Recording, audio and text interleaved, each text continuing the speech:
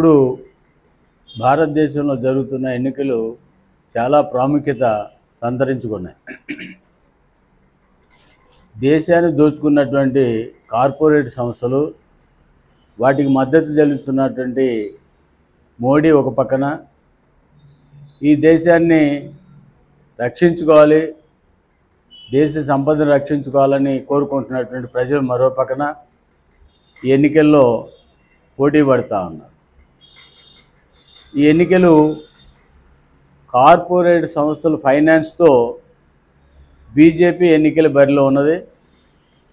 Corporate సంస్థలు భారతదేశంలో ఉన్న సంపదను మొత్తం దోచుకొని అవినీతికి అక్రమాలకి పాల్పడి దాంట్లో కొంత భాగాన్ని బీజేపీ వాళ్ళకి ఇవ్వడం అనేది ఎలక్ట్రల్ బాండ్ ద్వారా బయటపడింది.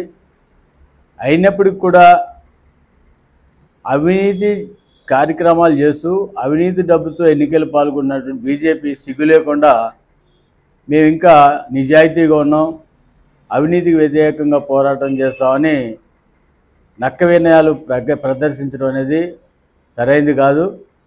ప్రజలు అర్థం చేసుకుంటా ఉన్నారు. ఈ దేశంలో సంపదను సృష్టించుకోవడానికి కార్మికులు, కర్షకులు కష్టపడి సంపదను సృష్టిస్తున్నారు. వాళ్ళని అణిచివేయటానికి, వాళ్ళకి హక్కులు లేకుండా చేయడానికి 3 రైతు చట్టాలు, 4 లేబర్ కోడ్లు తీసుకురావడం జరిగింది. ఈ దేశంలో వీళ్ళిద్దరితో పాటు విద్యను కూడా దూరం చేయడానికి, సామాన్యులకు విద్యను దూరం చేయడానికి విద్యా చట్టం తీసుకొచ్చారు. ఇట్లా అనేక చట్టాలు కార్పొరేషన్కి అనుకూలంగా, కార్పొరేట్ సంస్థలకు అనుకూలంగా, ప్రజలకు వ్యతిరేకంగా తీసుకొచ్చిన చట్టాలు తప్పితే ప్రజలకు ఉపయోగపడేటువంటి చట్టం ఒక్కడి కూడా మోడీ తీసుకొచ్చినటువంటి పాపాన్ని పోలే. ప్రజలందరూ ఏఐటీసీతో పాటు కార్మిక సంఘాలన్నీ కూడా డిమాండ్ చేస్తుందంటే లక్షల కోట్లు సంపాదించినటువంటి కార్పొరేట్ సంస్థల మీద సీలింగ్ పెట్టాలి, వాళ్ళ ఆదాయాన్ని మించినటువంటి ఆదాయాల మీద సీలింగ్ పెట్టాలని డిమాండ్ చేస్తామంటే ఆ ఒక్క చట్టం కార్పొరేట్ సంస్థలు సంపాదించినటువంటి ఆదాయం మీద సీలింగ్ పెడతానికి మోడీకి ఇష్టం లేదు. మోడీ దానికి అనుకూలంగా లేడు. అనుకూలంగా లేడు కాబట్టి ఈ దేశంలో ఒకప్పుడు 100కి తక్కువగా ఉన్నటువంటి కార్పొరేట్ సంస్థలు, బిలియనియర్స్ అంటే శతకోటీశ్వరులు, వాళ్ళందరూ కూడా ఈ రోజున 200కి చేరారు. వీళ్ళందరూ ఎట్లా చేరారు? వాళ్ళు ఏం కష్టపడ్డారు? సొమ్మొకటిది సోకొకటిది అన్నట్టుగా ప్రజలు, కార్మికులు, కర్షకులు కష్టపడుతుంటే ఈ దేశ సంపదను వాళ్ళు దోచుకొని ఆ సంపదను సృష్టించుకుంటున్నారు, పెంచుకుంటున్నారు. దాన్ని జాతీయం చేయాలని చెప్పి మనం అడుగుతా ఉన్నాం. దానికి సమాధానం లేదు. ప్రభుత్వ రంగ సంస్థలు అంటే సామాజిక న్యాయాన్ని అందించేటటువంటి సంస్థలు. సామాజిక న్యాయం అంటే సరైనటువంటి ఉద్యోగం, ఉద్యోగ రక్షణ, ఉద్యోగంతో పాటుగా ప్రభుత్వ రంగ సంస్థల్లో రిజర్వేషన్ కల్పించడం. ఈ దేశంలో ప్రభుత్వ సంస్థలు, ప్రభుత్వ రంగంలో తప్పితే, పరిశ్రమలో తప్పితే రిజర్వేషన్స్ ఎక్కడ లేవు.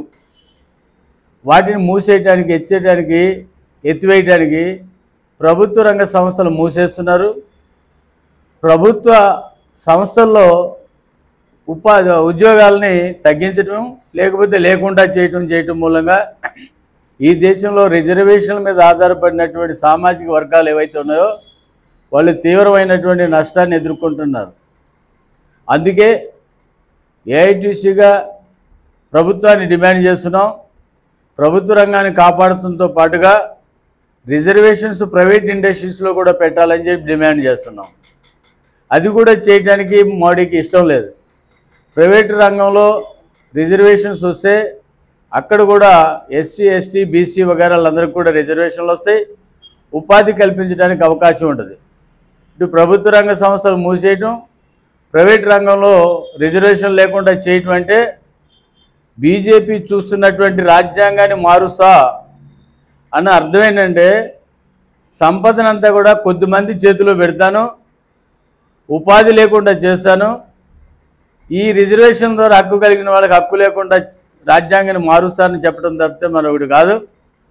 రాజ్యాంగాన్ని మార్చడం అంటే ఈ సంపదను కొద్దిమందికి దోచిపెడతాం, రిజర్వేషన్ లేకుండా చేయటం, ఈ దేశంలో సామాజిక న్యాయం లేకుండా చేయటం అనేది బీజేపీ చేస్తున్నటువంటి ఆలోచన.